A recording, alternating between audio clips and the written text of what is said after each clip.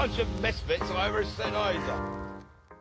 Good morning, Misfits. You are tuning into a special edition Misfit podcast. Hunter, it is year 14 of the artist formerly known as Cycle 1. Phase 1 begins for the 14th time, the 2013 season through the 2026 season. So Monday, September 1st, you're going to be able to dig into year number 14 of Phase 1, which is pretty crazy to say. Yeah. We are going to turn the free trials back on for 1 week only. So when this podcast drops, through people basically being able to sign up for Phase 1, we'll turn that back on for all programs. So even if you want to check out GPP, you can. And as always, you get a 2-week free trial on Misfit Affiliate. We'll have a podcast for the Arkham phase coming next week. A lot of stuff happening all at once here. So we're going to do a deep dive into the programming for Phase 1, maybe touch on some FAQs for anybody that's new, how to follow the program, what's going to be different, what you should expect, how to personalize it, all that good stuff. Before we get started, a little bit of housekeeping, a little bit of catching you guys up on what's been going on, and obviously a little bit of life chat.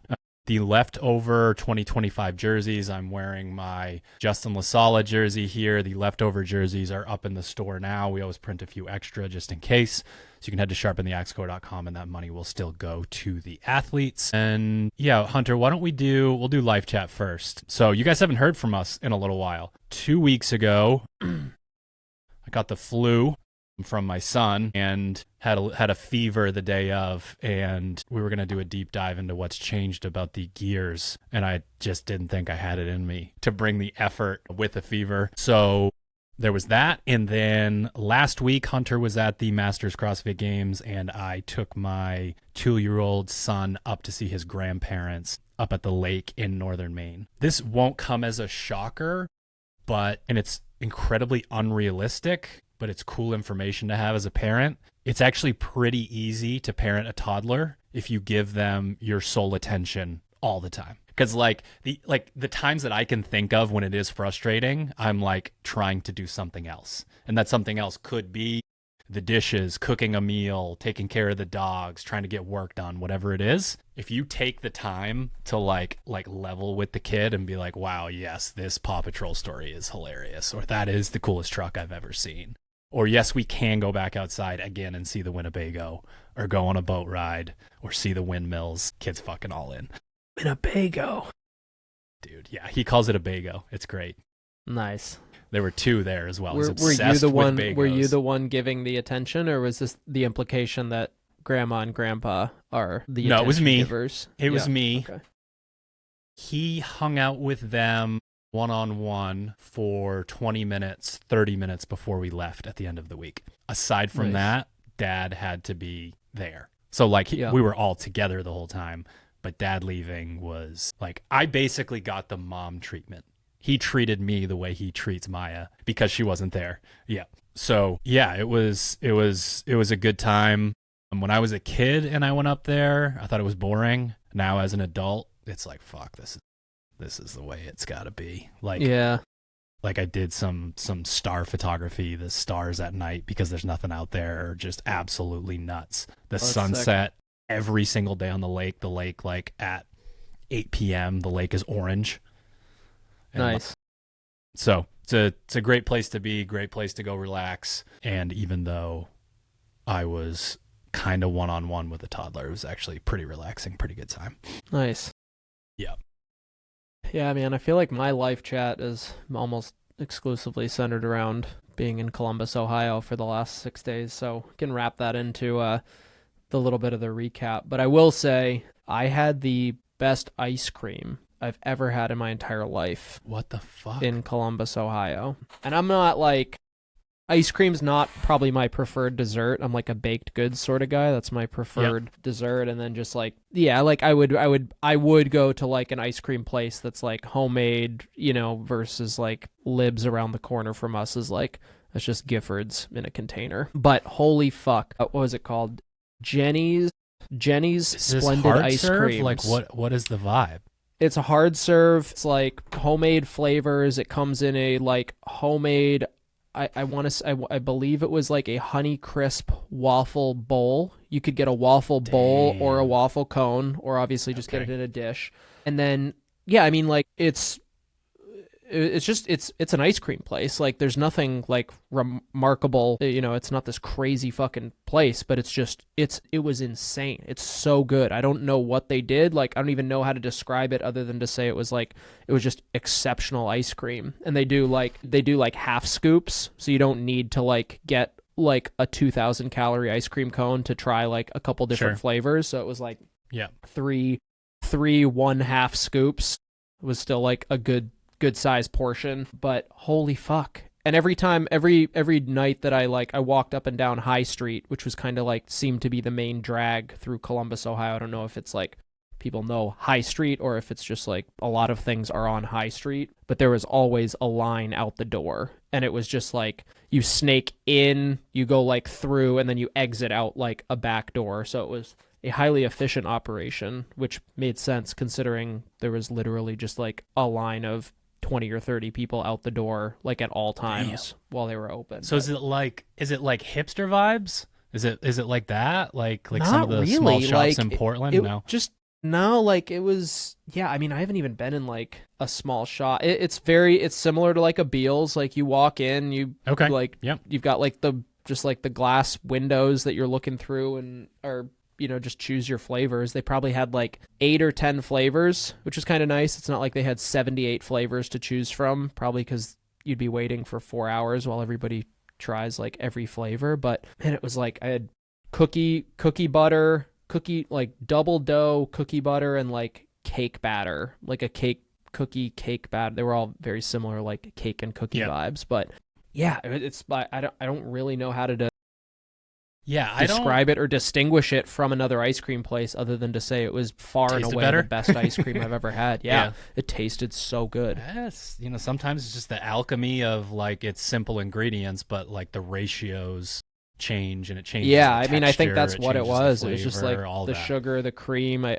feel like maybe they used like it was just like probably high quality ingredients or just completely like chemically altered deliciousness. But either way, I feel like it was more the former because it was like super like thick but creamy. It wasn't like it was like borderline hard soft serve. But most of the time when I eat ice cream, like halfway into the pint, I'm like, damn, this is pretty fucking good. Yeah. But yeah, I agree. Like probably like a donut or a cinnamon roll or like things like that would be something that I would. And I honestly, I would not have gone.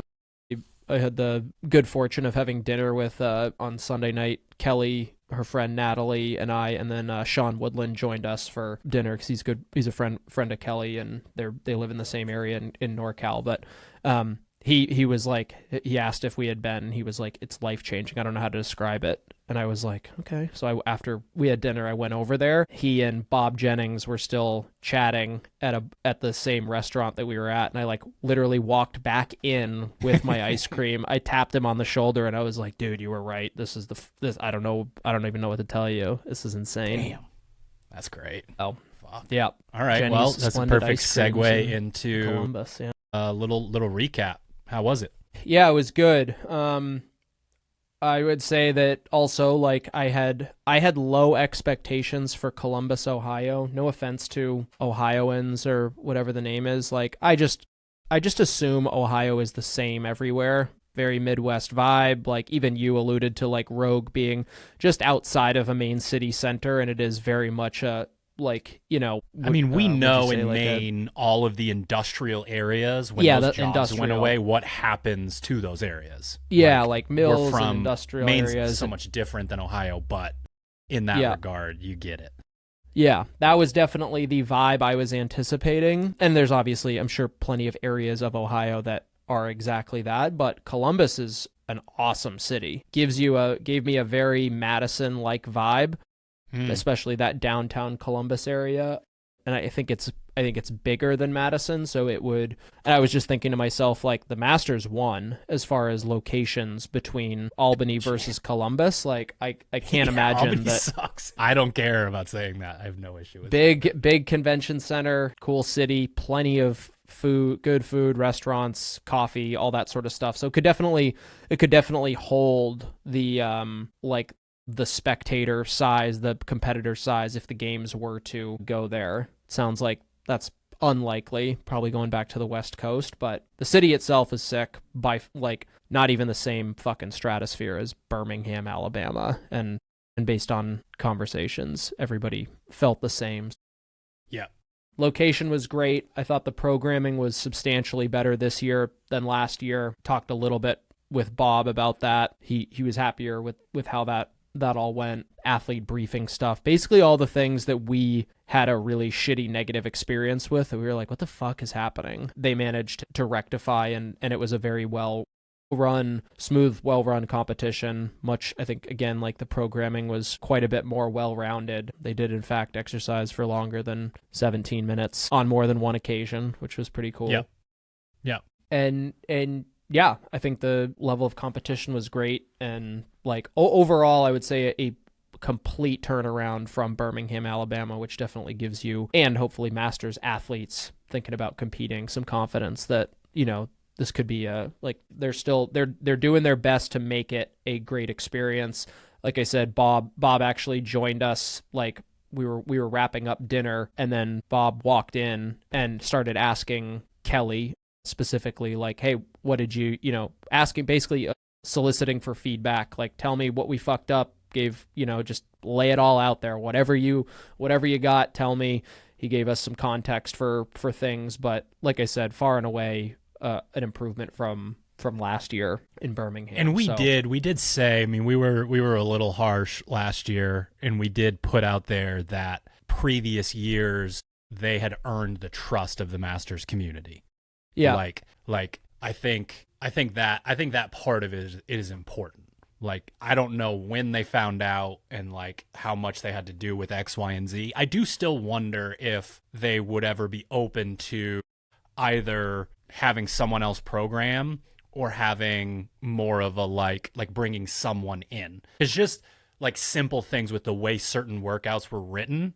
I was just like, I don't even know what this is. Like, yeah, you know what I mean? That was actually a point of feedback. And we run into things like that, right? Like we write stuff for, I mean, it's just for one person to read on their own and then go execute, like, or for affiliates. But like, we've been down that road of like, okay, so every 7 minutes, make sure you're northeast. You take your left sock off, and it's just like, we don't necessarily need that. So that would be the one thing where I'd be like, hey, would you guys be open to this? Because like, as we know, when we run the tiny competitions that we do, when you have one thing to focus on, you can really execute on it. When you have a million things to focus on, it's like how can you do there? But I'm glad to hear that it went better. I did definitely get that vibe from what I was able to pay attention to. Yep, there were a couple real small things, but I don't think worth mentioning. And like, yeah, as somebody who absolutely shat on them from last year, I'm stoked. I will, and I'll stand by that, because it was not a great experience last year, but they definitely turned it around this year. So yeah, good on the like overall vibe. And then as far as the athletes go, I mean, Kelly jumped 3 places from last year, from 12th into 9th overall. So officially a top 10 CrossFit Games athlete, which was terrific. And like, pretty cool. I think it could be even a good podcast topic, or, you know, maybe even having her on. But she had a very different year of preparation this past year, as far as a little bit lower volume, just to accommodate life, essentially. And I think it's a worthy conversation topic of like, how does somebody who focuses on training less perform better? And like, for all intents and purposes, the goal for the weekend was is counter to what we always say is like, have fun. There was obviously like a competitive drive in there, but it wasn't like, when we learned that there was a cut, like the immediate goal was like, okay, let's make sure we're working out on Sunday. But, you know, it kind of brings up the question of like, how much focus on training is too much focus to the point where it's a negative. And I think like 2 things that pop into my head from that are, one, she's been down multiple paths, like a lot of different paths, honestly. I mean, she was a legitimate individual CrossFit Games contender not too long ago, and the level of volume and execution that is needed to do something like that is pretty high. And when you can whittle things down and refocus, I think you have a different perspective than someone who's never gone maybe a little bit too far over that line. And you're like, oh yeah, like if this is it, I can really get after it. So it's like, I wouldn't recommend someone do too much volume as like a case study, but like when you go back to the way things are supposed to be, when you overreach a little bit too much, you can really feel the benefits of that. Yeah. And there's obviously something to be said about like having such a high baseline of fitness, having developed that over literally decades of both CrossFit and athletics in general, but definitely a good conversation topic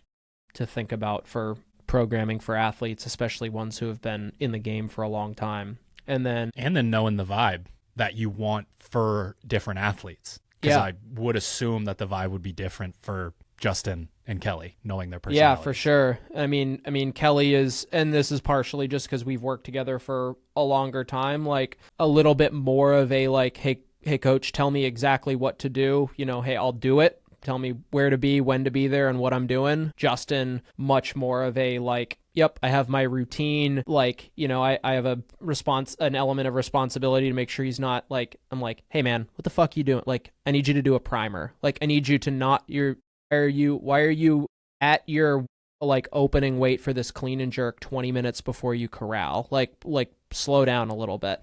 But he's got his routine and stuff, and so there's a different approach to that. And I would say that, like, without turning this into just a recap podcast, I think the most impressive thing I saw with Justin, having, like, worked with him more closely this year, is his, like, he has the ultimate short memory kind of attitude. They say that. That's like, in golf, you hit a bad shot, you don't let the next shot be a worse shot. You know, you don't try to be a hero.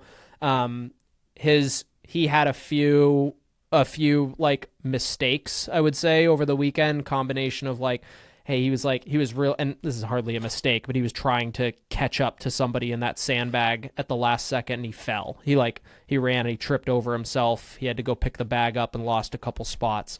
Dropped a overhead squat, stood up his final rep, dumped it behind him. I'm like, please, Judge, don't catch it. Judge just goes, no rep, makes him snatch again. He gets behind, loses a couple spots. But his like mentality of just like, fuck, cost me a couple places, whatever, moving on. It's very much like just fucking eyes forward, eyes ahead. At no point was he feeling sorry for himself in a like a negative, you know, in a manner that took him out of the game. And then just like the overall kind of gamesmanship and sportsmanship of like when he like after the final event, like he knew that Pinther had done enough to stay ahead, and he ultimately won the LaSalle is the first one to go over there, shake his hand, and say congratulations in like a genuine way. Like he's obviously, cool. You know, he would like to have another gold medal, but like at no point did I look at him and think to myself like, or, you know, is he, you know, envious, like have any ill will towards like competitors that, you know, not that you would, but you know what I mean? Just like just a really tremendous competitor. And like, I can't be mad at he lost to somebody who was very well rounded and just like had some really high finishes over the course of the whole weekend. So yeah. The another really good segue here. So for anyone, I'm trying to think. I mean, most years, I would say over half of the years that we've restarted, we've had a catchphrase, a tagline, something for people to rally behind. And we always had this in football. And it's funny because like part of it, like some of the ones that our coach chose, like dude could have benefited from a little Chat GPT. You know, like commitment to excellence. Like he just had like these like cheesy little slogans, but the way that he presented them and what we were trying to accomplish was something that very, very meaningful and something that like I like to bring along with me. And the tagline for this year, you know, potentially specifically for phase 1 is rain or shine. And the two athletes that you're talking about, like Justin stood on the podium for the 4th time. Like the idea of consistency. Yeah, that motherfucker's renting real estate to other competitors on that podium. Yeah, you know? Yeah. Like he just, if you want to know the secret of him, you know, I mean, you kind of just explained it, right? Like, Yeah. like maybe not, you didn't explain that he always shows up no matter the circumstances, but you explained how he is able to, right? So he has these moments and he's like, shit. And then he moves on and he goes out and gets after it. In the mental aspect of rain or shine, like, it's a lot of rain. And if you're going to commit yourself to something like this, and are you going to continue to show up? Are you going to continue to do that? And it really just came from me asking myself what separates us, our coaches, our programming, our athletes, our community. What is like the common theme throughout it? And it's like, if we're getting ready to do this for the 14th time, like there's something to the consistency in continuing to show up. And it's just cool to have these examples, like to have someone like Kelly who's been doing this for so long, someone like Kelly who is a red shirt, who affects things at the coaching level there. She's an affiliate coach. She's a top 10 athlete at the CrossFit Games, that kind of thing. And those are the kind of examples that are set for us by the athletes. And then, in the thing that I posted to Instagram today, I just go on to say, the coaches, the athletes, all these people within our community, whether it's Misfit Affiliates, Misfit Athletics, that's the fuel for us. Like, we have the 50-50 agreement. I don't think we should ask athletes or coaches to improve or to get better, to work their asses off if we're not going to do the same thing. And that's just kind of where all of that came from. And again, just to double down on it, I think those two people are really fucking good examples of that concept. They've been at it for a long time. 100%. They're super consistent. They get after it. They give a shit. All the stuff that we're looking for. Yep. Overall, great weekend for the Misfits. Awesome. We have Paige Semenza at World Fitness Project 2 in Mesa. I'm heading out, flying out to Phoenix tomorrow. And then Elena Pomarisi from Raid is doing the Challenger division, which is really cool. Nice. Or have an opportunity there. The last time I saw her was at Fittest of the Coast. She had a pretty bad wrist injury and has been kind of rehabbing and getting Where back is that, into you said? things. Arizona. So who doesn't want to go to Phoenix in August? You know what I mean? Like, there's some golf out there, I'm just saying. Dude, how bad would that be? How bad would golf be if it was 108 degrees? Yeah, that'd be pretty bad. Yeah. Cool. So phase 1, we'll be quick with this stuff at the beginning here. A lot of what we're about to talk about is either for people who are new to the program or people who have not been around since the more traditional phases last year, previous years. How do you choose your program? I'll make this as simple as possible. If you are an in-person semifinals athlete or CrossFit Games athlete, you should be on our pro program. Our pro program is split up into double sessions, more complex gymnastics, potentially a little bit heavier weights, a little bit higher volume, more direct access to myself and the other pro athletes. That is a very small subsection of the community. A lot of people sign up for it that probably aren't ready for it. And the way that you can know that I'm not trying to trick anybody here is it's more expensive, and I'm telling most of you not to sign up for it. Excellent businessman. The comp subscription is like the old school Misfit Athletics where you got all of the other programs under one subscription. You get Hatchet, Masters, and GPP. The Hatchet program is for athletes that are trying to do really well in the open, potentially make it to the in-affiliate semifinal, and do well in the in-affiliate semifinal. One way to explain the Hatchet program that popped into my head this morning, I think your first semifinals, your first in-person semifinals invitation should happen while you are on the Hatchet program. I think that might be the easiest way for me to explain that. If you've never been, even if you think you can go, even if you think this is your year, we have sent someone every single year from Hatchet to the in-person semifinals. We just talked about more is not better, better is better. It's a really fucking good program. It has the most people to compare scores to. It has the most people to, talk about the programming with. Kelly did Hatchet almost all year this past year. So really important that you guys choose the right program. Masters is pretty straightforward. The Masters program is going to be for, I would say, 95% of Masters. Hatchet is almost like the pro version of Masters. You're in the 35 to 39. You can go look at Kelly's scores in the open and things of that nature. I would say even, it's kind of like the barely qualifying thing that would again come from the Masters program. And then if you really dug in another year and wanted to try Hatchet, you can. But the good thing is you can see both of these programs. You can see what the differences are. And again, slight reductions in weight, rep counts are taken into consideration. Gymnastics skill is taken into consideration. And then instead of scaling the workouts, we have age group modifications. Kelly did You also Hatchet, get the GPP. Justin did Masters. Sweet. There you go. Both top 10. And Justin on the podium once again. The GPP program is in there. I like it to be in there for people who are in a season of life where they just need to get into the gym and work out for 60 to 90 minutes, want to stay within the community, and then can kind of, bounce back into the competitive program when they want to. Probably a little bit easier to look at those workouts if you're traveling, that sort of thing.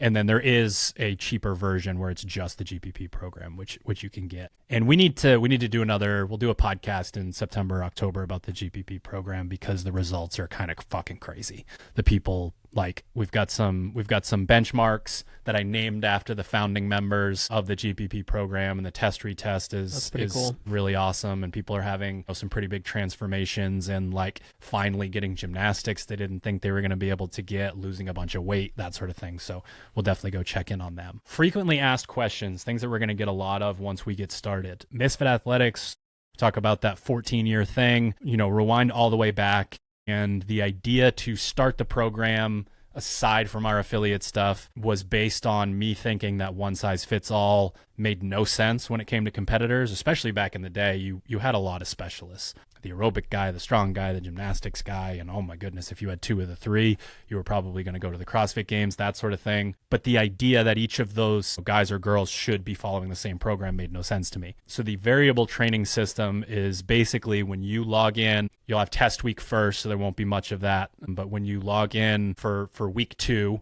which is the first full week of training for phase 1, so it'll be September 8th, you will see complete mandatory work, complete lift 1, accessory 1, and conditioning 1. And then based on your weaknesses, how much energy you have, what's left over, choose, 0 to 2 of the following pieces. That is how we personalize your program. Hey, do I need more strength? Hey, do I need more skill?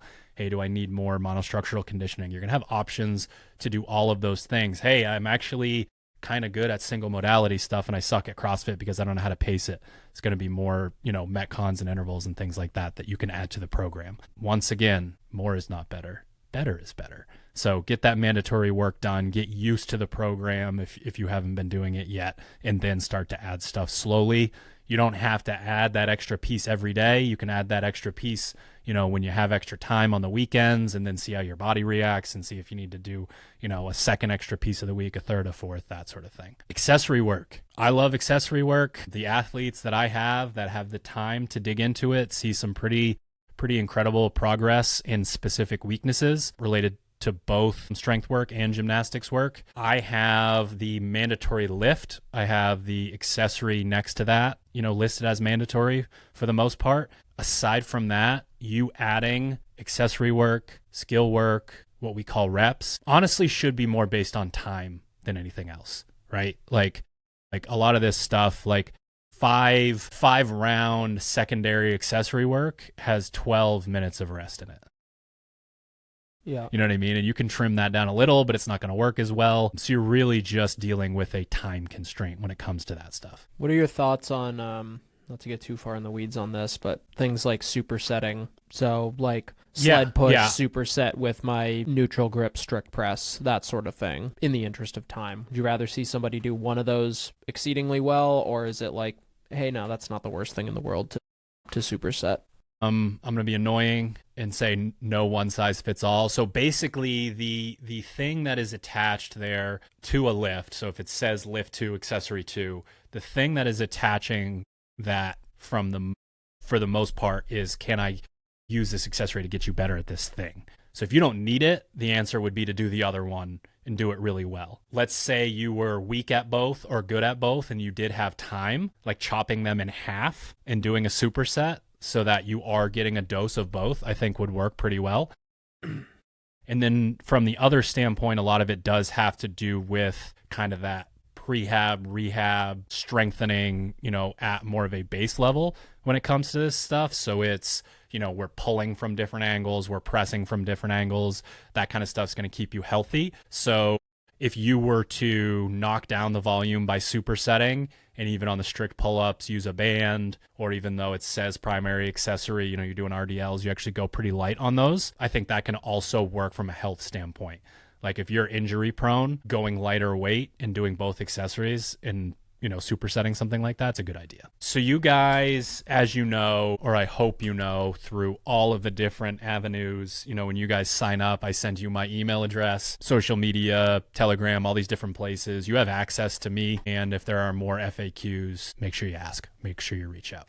So what we're going to do now is go down through what makes phase 1 different than another phase relating to strength, bitch work, which is what we call our monostructural conditioning, and sports-specific work relating to Metcon skill, that sort of thing. We will probably spend, just based on how many people follow it versus the other, we will probably spend more time discussing what is going on within the Hatchet program. We will tell you what the pros are up to. That's a little bit different, but I think it's more important to spend more time on Hatchet. So when it comes to strength work, this is probably the case where there's the most sort of overlap between programs. So your mandatory strength work is as follows. Your 1 rep max peaking lift for the phase is going to be the volume back squat program. Your volume work, so a little bit closer to, blurring the lines between what you would do in a Metcon and what you would do in a lift. Your sets of 12, sets of 10, sets of 8 is going to be snatching. Your positional work, where we're going to try to get you better at,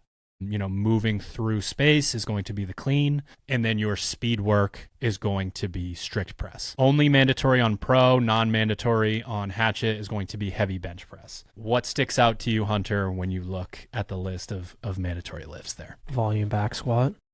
Yeah. We switched. I was scared, man. We switched last year from 3 days a week to 2 days a week for the program. Yeah. And then it ended up working better, which was great. You can that still 3 day a week program is so gnarly. It is. And it's blurring the lines between specializing and biasing, right? A conversation that we've had a lot of times on here, and there's not always a very strict definition. I feel too boxed in programming everything else when it comes to that. Well, you can't fucking do a squat in a Metcon when you're back squatting heavy 3 days a week unless you want people to die. Right. So yeah, joke's on you guys. That third day is just front squats and Metcons the entire phase.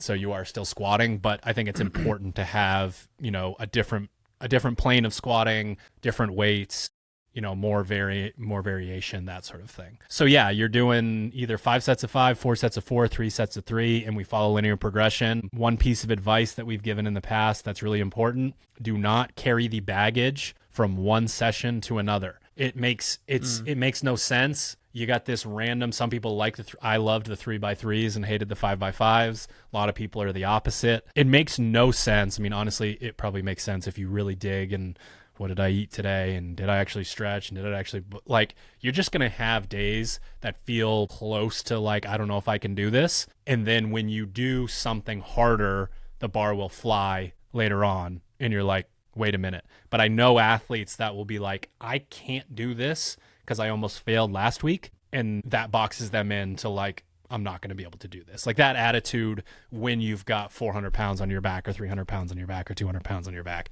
it's just not going to work. Yeah. I think I have that feeling basically every time you're halfway into the Texas method at the gym. It's 5x5. It's you kidding me? I'm supposed to I'm barely surviving this and I'm supposed to add weight next week. And no, I'm not going to say it always is nah, you're fine. You're just being a little bit of a baby. But more often than not, you can just don't think ahead to the next session. And that's also a good, this is also a good PSA to make sure that you're using, you did just do 0 and potentially have a new 1 rep max to work off of. If that new 1 rep max is astronomically higher than maybe a weight that you've used before, be smart about starting in a place that does allow you. What's the heaviest? Is it 3x3 at 95%? I always remember the 4x4 at 85% as being that's the linchpin to the phase. But the first couple sessions are reasonable, but if you saw 3x3 at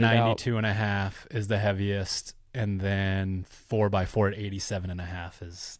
Yeah, that's the one. Yeah, but I mean, if you were to right now say think to yourself could I do 93% of your 1 rep max is is pretty closely correlated with like a true 3-rep max. I'm sorry, 90% of your 1-rep max is about your 3-rep max, and asking you to do 3 sets of that, hopefully right now seems like pretty daunting and potentially impossible, but that's obviously like that's 6 weeks down the road where you've hopefully built up some additional kind of stamina and strength.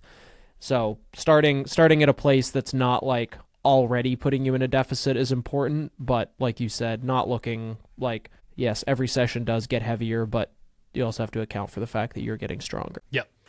Yeah, I mean, it's like the actual practical example of when your kid's 10 years old, buy him a baby cow and he carries him up the hill every day, and then by the time the cow's 400 pounds, he's still going to be able to carry him. The 2.5% jumps, I think, are the difference between this program and a lot of the ones that just stay locked in on 5%. Because 5% in a lift like that can really make a huge difference. But wrapping your mind around, you know, do the math on what 2.5% is and be like, okay, well, if I can do 5x5 at this, why can't I do 5x5 at 2.5% heavier? And we just sort of follow that along. The volume snatch work, you're going to be looking at basically a rotation of touch and go work, volume singles, squat snatch, and power snatch. So we can essentially apply the GPP principle, where we love variance, into something that is a little bit more specific. Snatch is one of the most programmed movements. And are you good at power snatch? Are you good at squat snatch? We're not going to guess.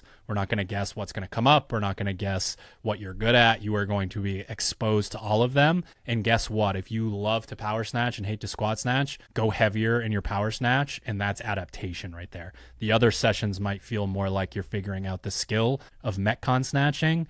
And then the ones where you're like, yes, this is wheelhouse, don't skip that stuff. That stuff is where a lot of adaptation lives, where you can really make changes on the cellular level because you do excel at that thing.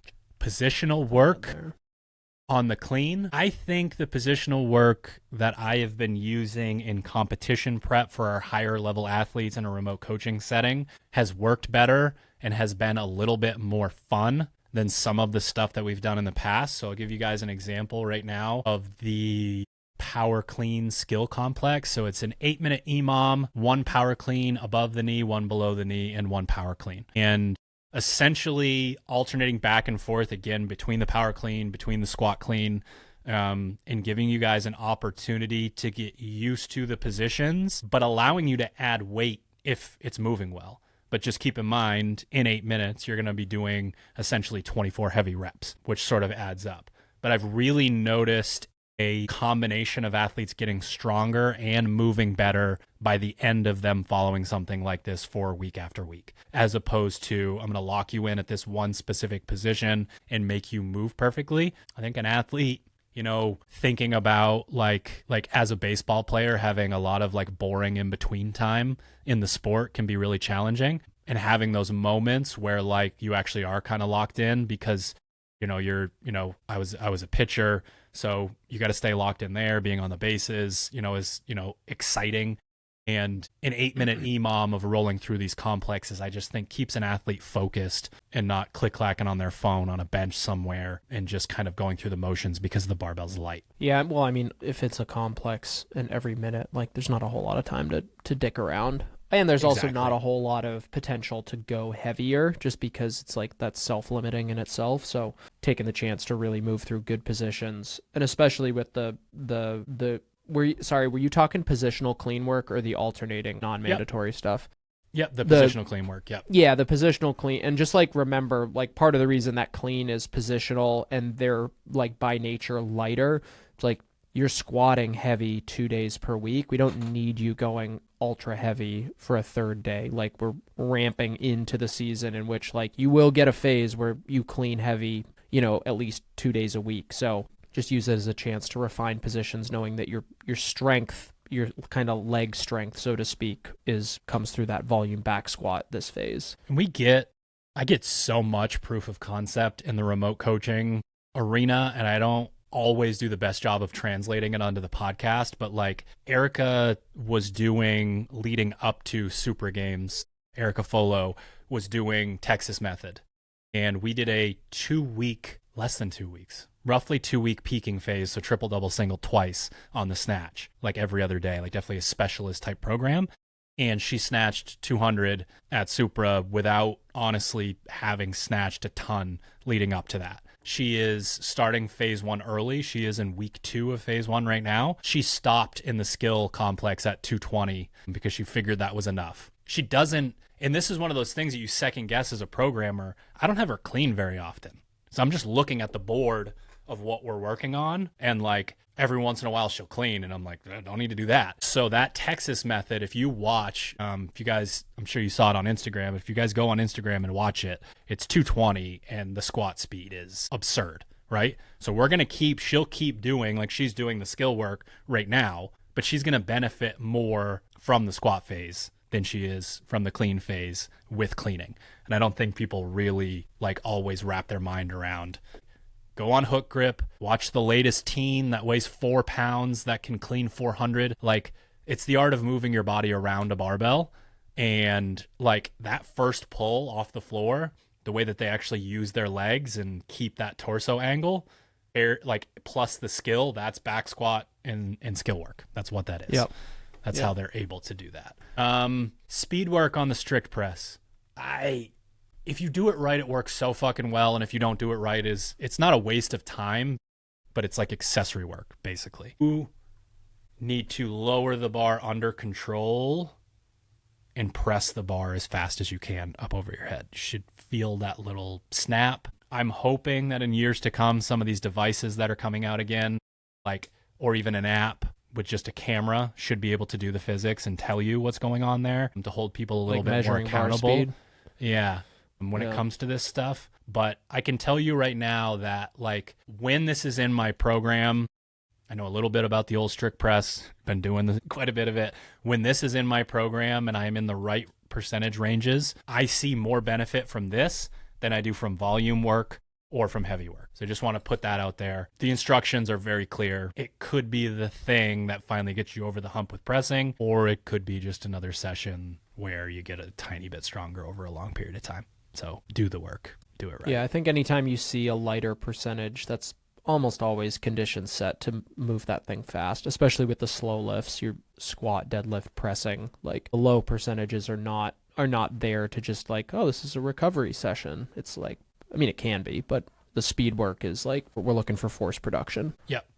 The heavy bench press, this program is one that I've tweaked quite a bit over the years and have landed on specific percentages. And I honestly think the secret to it is kind of a hybrid between a traditional lifting program and more velocity-based, like with what we just talked about. So your first 2 sets, more centered around the old school idea of like a training max, and you're going to be able to move those fast. So you're either going to do a set of 5, a set of 3 in those first 2 sets, and then you do an AMRAP set. And you get to follow a linear progression of, I did as many as I could at 80, and then I did it as many as I could at 85. You kind of work your way through it, and we rotate back through a second time in the phase. And I just program it because it gets the best results. It gets better results than a traditional, sets of 5, sets of 4, sets of 3, that sort of thing. We don't always know why. We can theorize on like, well, fast twitch guy gets to, lift more reps, and slow twitch guy gets to, doesn't get pinned down by like 90% or something like, you know what I mean? Like we can guess why, but it just works better than traditional benching programs. So we're going to do it again. I mean, we talked a little bit about that with the squat cycle that we just finished up with the Misfit affiliate program. And we had a shitload of PRs in the 1 rep max day yesterday, which was really cool. But it was a kind of like, it started with 9 rep, a set of 9, a set of 7, a set of 5, a set of 3, and then a max rep set. And over the weeks, it progressively got, we got down to 7, 5, and 3. And then the max rep set turned into like, one max rep set at 90%, 85% plus, where it's like, hey, I just want you to get like, maybe it's only 3 reps, but it worked really well because it worked for a lot of people, right? The people who needed the volume work got the volume work in. They got the skill element of being able to do a bunch of lifts at a relatively light percentage. The strong athletes got their work in when they got to do the max rep sets. So it worked really well for everybody, which tends to be kind of like that. Just that when you find that blend, that typically just works well for a CrossFitter given the way that they train. For sure. So when we get into, again, you'll be able to choose that on Hatchet as one of your non-mandatory lifts. I would say my advice to 9 out of 10 athletes would be you should pick which ones you're going to do for the phase and follow them, especially if they're a weakness. If you're a strong athlete and you want to lift extra every once in a while when you have more time, that would be when you could cherry pick an extra lift here or there. But all of these are meant to be progressions. Everything that we're talking about is... Are they on the same day every week? Yes. Yep. They're on the same day every single week. So that, I think that helps people with like scheduling and whatnot. Yeah, and just because you can't see weeks in advance, just know that, it's always the same. Non-mandatory, because we're doing positional cleans and some people need to, remain under a heavy barbell, continue to power clean, continue to squat clean. We have alternating weeks of power cleaning and squat cleaning. Same thing with the power snatch and squat snatch. Some people just need more exposure to the Olympic lifts for honestly a handful of different reasons, but you have the opportunity to do so. And then if you are looking to set yourself up to really succeed and change the way that you can press both with a barbell and inverted gymnastics, we have a heavy strict press. So you have the potential of strict pressing twice and doing the bench press and doing the accessory work, that sort of thing. So just another way to sort of round things out. A lot of this stuff used to be mandatory, but I've worked with enough athletes that just don't need, like, either desperately need a second strict press day or don't need 0 or 1, that kind of thing. And that just goes back to the beginning of like, it's not one size fits all, and making these small changes to the program can have the biggest impact for different athletes. Yeah, it is weird. Like, it's kind of an all or nothing with the pressing. Tony, prior to phase 0, did like pretty much all the pressing that there was. There was bench press, strict press day, and then he was doing neutral, the dumbbell bench press stuff. He ended up PRing his strict press among like 86 other things in phase 0, which is pretty awesome. But like I would say that if you're somebody who really struggles with pressing of any variety, this is the right time of year to like take a look at that non-mandatory pressing and add that in. It's like you always say that old Russian adage of to press you have to press, and it is just one of those lifts. Fortunately, the demand on your nervous system isn't crazy high as long as you're taking care of your shoulders and joints and aren't beating the shit out of yourself. Like, you have to get a decent volume to really move the needle on pressing, especially if you've been doing it for a while. Yeah, for sure. All right, so now we're on to bitch work. Again, bitch work, monostructural conditioning, what most people call it. This is probably the place where we can start to explain the difference between the programs and why you would want to follow one versus the other. We have found that if we have a 3-phase progression and an athlete takes the modality that they need to improve the most on and does a zone 2 bias, then an aerobic bias, and then an anaerobic bias, they see the greatest results. So you're starting long and slow, then you go long and hard, then you go short to medium and hard, that sort of thing. That's where we see the greatest benefit if we are going to follow a path. So what that means is we have to identify for the masses, outside of a remote coaching scenario, what thing goes in that place that matters the most, that will move the needle the most in terms of your standing. A pro athlete, that is undoubtedly 100% running. Very cut and dry. If you are not a great runner and you want to excel at the semifinals and CrossFit Games level, you won't. It's just not going to happen. And what's really cool about this is we have proof of concept now dating back 6 years. Over the course of 6 years, I have turned not a runner into a really fucking good runner following this exact progression. This progression started with remote clients specifically. They're my test bunnies, for all this stuff before you guys get to see it. So we know that it works. We know that it translates from the gym to the competition floor. Now, when we go to the Hatchet side of things, it's obviously rowing. It's the only fucking machine that you're going to use to get through the stages of competition in terms of what we're trying to prepare for. And if you follow pro and you go all in on running and then you don't get to use it, like, of course there's a GPP effect, but like, it just doesn't make any sense to do, right? There's too many eggs in that basket. Whereas on the rowing side, one thing that's cool about this also, like from a fitness standpoint, those are the two best, right? Yeah, like, for sure. Like, No doubt. It's probably you could argue one or the other for different reasons based on a specific athlete. But I think that's a cut and dry example of why you should be on one thing versus the other, not related at all to your fucking ego. Like, don't bring it along for this conversation. It's not going to, like, there's not going to be logic attached to that.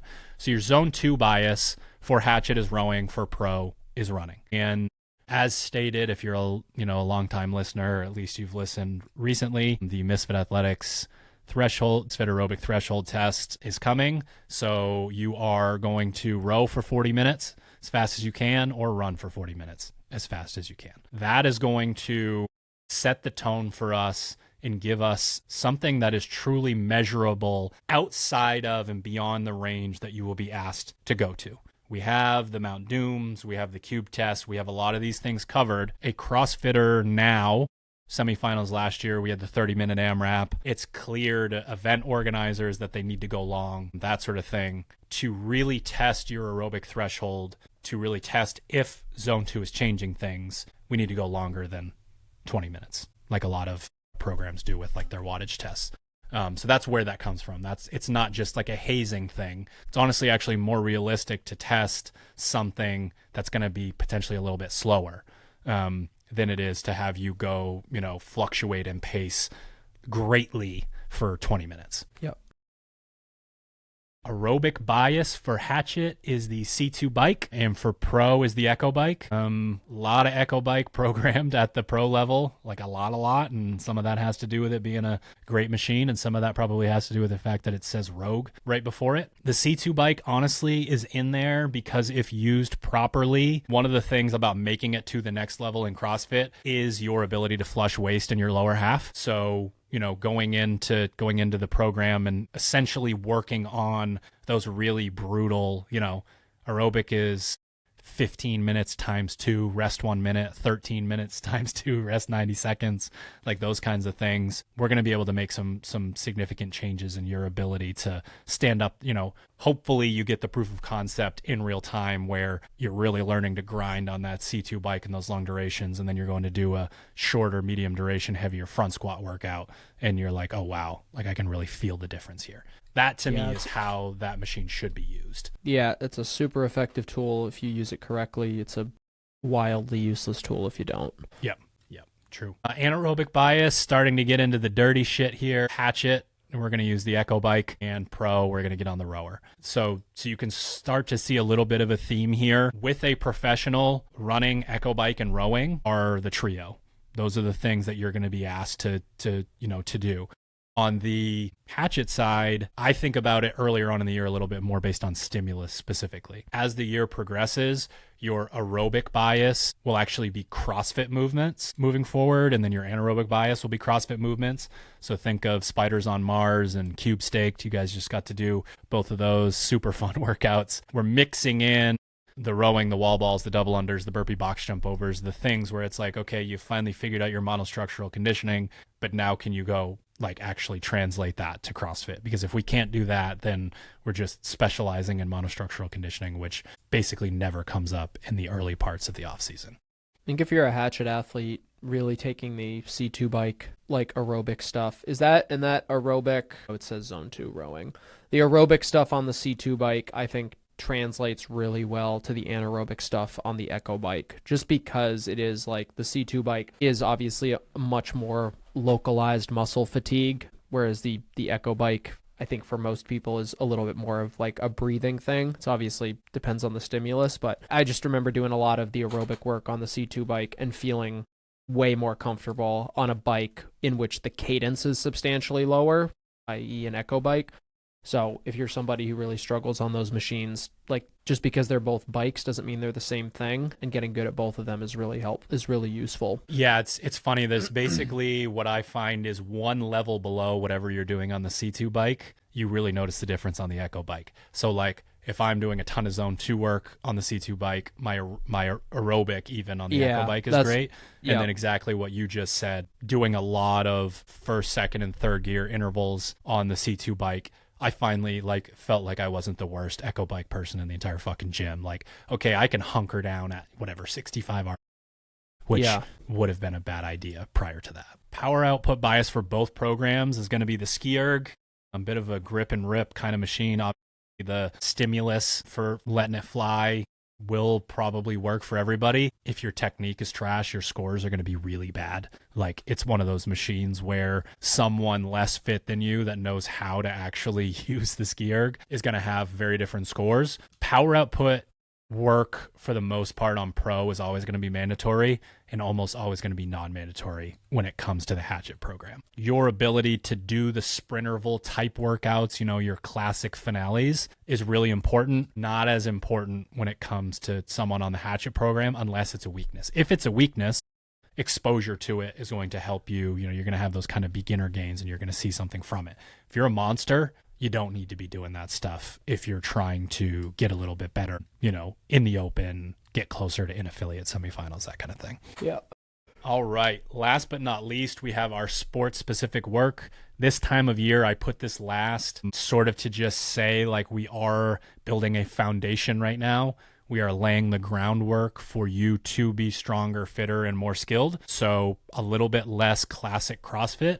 And then as the phases go on, more and more of that starts to appear. The biggest change when it comes to sports-specific bias this year is we are doubling down on the combination of conditioning work and skill work. So in the past, you would do something to the effect of you'd do your test workout with front squat and toes to bar, and then in week 1, you'd do a workout, week 2, you'd do skill, or vice versa, and you'd alternate all the way through. Again, in the remote coaching setting, when I double down and give the athletes the toe to bar and the skill work and the toe to bar and front squat, in the other 2 or 3 day block in the week throughout, we just see better adaptation. So translating it to the masses is just more about finding ways to make sure that it's actually appropriate, that we aren't beating you guys up and overdoing movement patterns. So you'll notice that the skill progression and the workouts will end up being in the same week all the way throughout. So for Metcons, we have front squat toe to bar for Hatchet and front squat GHD sit up. For pro, hopefully one day that's just front squat toe to bar for everybody. But the GHD sit up is such an outlier when it comes to, it's definitely on Murderer's Row. It's the kind of movement that stops people dead in their tracks. So it's, whether we like it or not, the kind of thing that you kind of have to set a base for and start early with athletes who aren't very good at it. It sucks because I just dislike the movement so much in competition. A lot of people. It's almost always only one of two things. It's either in a small enough dose that it's a sprint, and it makes me nervous watching people just fucking send it through that movement. And that's kind of what we saw at the Masters this weekend, at least for the younger divisions, where they were just like, the people who won the event with the GHD sit-up, sandbag carry, shuttle were just sprinting GHDs. And you can tell who trains like GHDs for speed, or they're just going to lay an egg and drop like 100 of them in the middle of a chipper. And it's like, I'd almost rather prefer that because it forces people to go slower, but it's a weird body position to ask. It's a weird movement, and people like, man, especially in competition racing, just to get the work done. It's like, I think that it does have a place as far as like teaching people. I'll refrain from putting on my level 1 seminar cap and saying like all the words that you're supposed to say, but like there is value in it. But I just feel like we can do better in a competition setting. And agreed. Yeah, agreed. Toes to bar is a great movement. They program it plenty. It adds a grip element. It adds more of a skill element. Like, I don't know. All right. Interval and skill. So basically we're doing CrossFit type workouts in an interval setting. For Hatchet, it is power clean and handstand walk. And for pro, it is clean and jerk and handstand walk. There's some fucking doozies when it comes to these workouts that you guys will see throughout. What I will say, we took you guys' feedback on what do I do in these skill settings if I don't have the skill. So you guys are going to notice notes in phase 1. There is a wall walk progression for those of you who don't have the handstand walk down.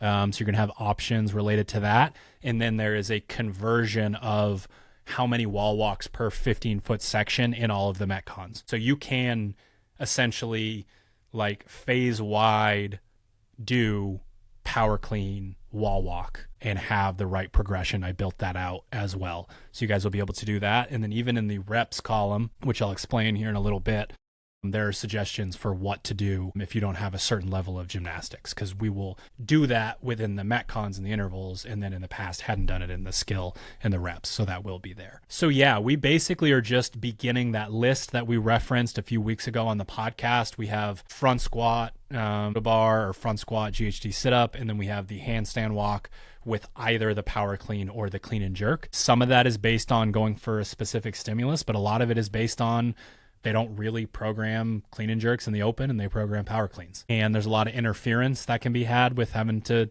jerk over and over instead of like just doing the power clean and then getting upside down with the handstand walk.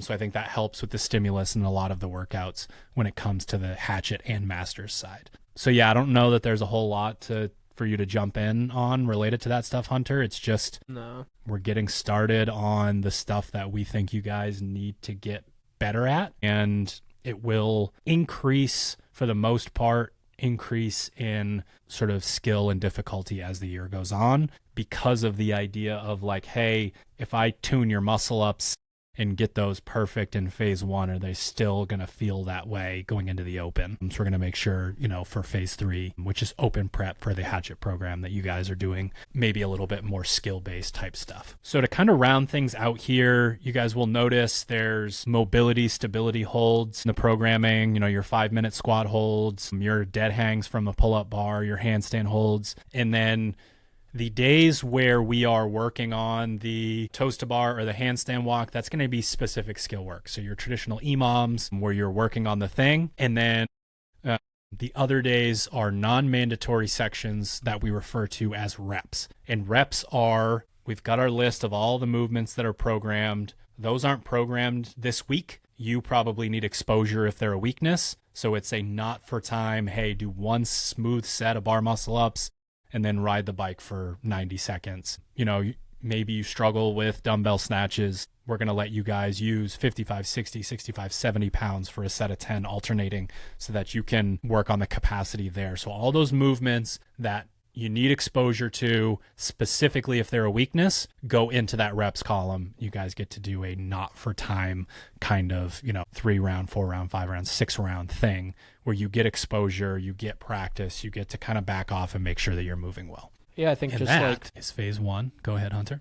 No, I was just going to give my final thoughts here. It's just like, and I think we've like gone through line by line here, like lifting, conditioning, skill, bitch work. Like it's still a CrossFit program.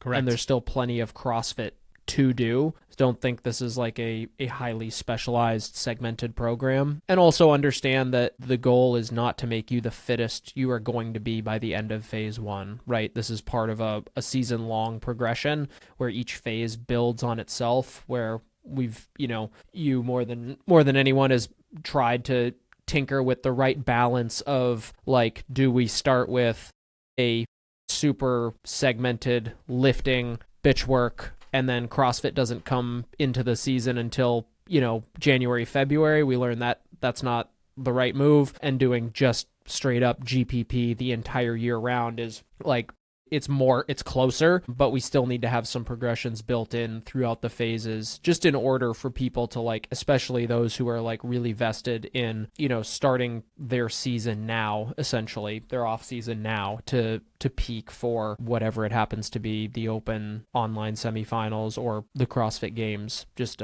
there's a progression in the subsequent phase 2 and phase 3 build on phase 1. So for whatever reason you feel like you're not getting, like there's something missing or something like that, like it will come back. I promise.